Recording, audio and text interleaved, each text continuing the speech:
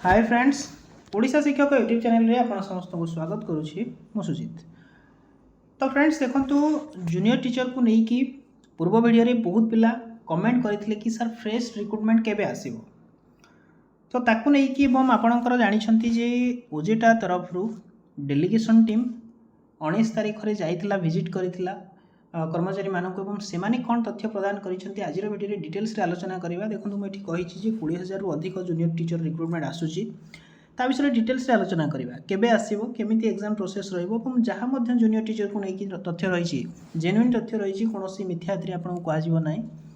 जहा मध्ये जेन्युइनली तथ्य हम पाखरे अछि मु आपन को प्रोवाइड करिया पई चेष्टा करिवि। देन आपनकर जदि किछि डाउट रहउछि कमेंट बॉक्स रे कमेंट करि परिबे एवं जो मैंने आम टेलीग्राम चैनल रे जॉइन होना तार लिंक मुझे डिस्क्रिप्शन बॉक्स रे दे दीजिए, आप डायरेक्टली जॉइन हो पारे।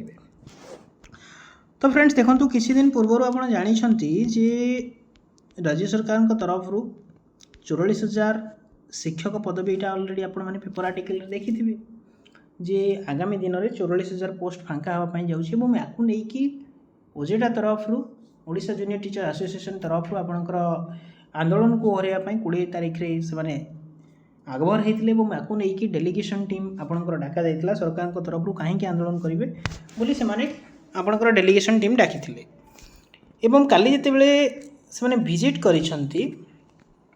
सेतेबेले अनेक गुड़िए कथा कहुई आपंकर जूनियर टीचर को लेकिन न्यू रिक्रुटमेंट को लेकिन एग्जाम को लेकिन कहीं आपंकर जानते ता भर सरकार चेंज हो जाती तार प्रोसेस अनेक गुड़िए चेंज हो कहवा कथा कि जितेबाला सरकार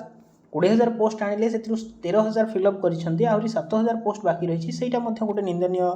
कथा रही जो कि आहरी 7,000 वैकेंसी बड़ी पड़ा एवं या नहीं पिलाने आलोचना करते किभली भाव आगामी दिन में जल्दी पोस्ट आसो ता विषय आमको कहतु अदरवाइज आम बाध्य होकर आंदोलन खोलेबू एवं से कहवा कथा कि आपंकर आगामी दिन में गोटे ह्यूज रिक्रुटमेंट आसो प्राथमिक शिक्षा क्षेत्र में सुदृढ़ करने सरकार तत्परता प्रकाश कर आगामी दिन में अनेक गुड़िए प्राइमरी टीचर रिक्रुटमेंट आसापी जाऊँगी आपने देखापी पाइबे किसी दिन मध्य कि मास भितर यहाँ तो आपंकर गवर्नमेंटल प्रोसेस तेणु अति सहजे होनी तेणु आपंकर वेट करूँ आपण मैंने जल्दी ही कौन करेंगे ना आप देखापी पाइबे जूनियर टीचर रिक्रुटमेंट एवं केबे तो मुझे एक्चुअली दे पारिनी कि कहवा कथा डिसेम्बर भितर आपंकर डिसेम्बर भितर 18,000 कि 20,000 कि 22,000 एतिकी पोस्ट आपंकर आसबार चांसेस रही तेणु प्रिपेरेसन करनी आज जूनियर टीचर एग्जाम कथा कहला किभली भाव गोटे शिफ्ट एग्जाम करने तो सहीटा से चेष्टा करुँच कि किभली भाव गोटे शिफ्ट एग्जाम करेंगे आपने जानते आज गोटे नोटिस आसी सुप्रीम कोर्ट तरफ जे आपणकर ब्रिज कोर्स करने बाध्य बीड कैंडिडेट माने जो माने कि प्राइमरी टीचर रे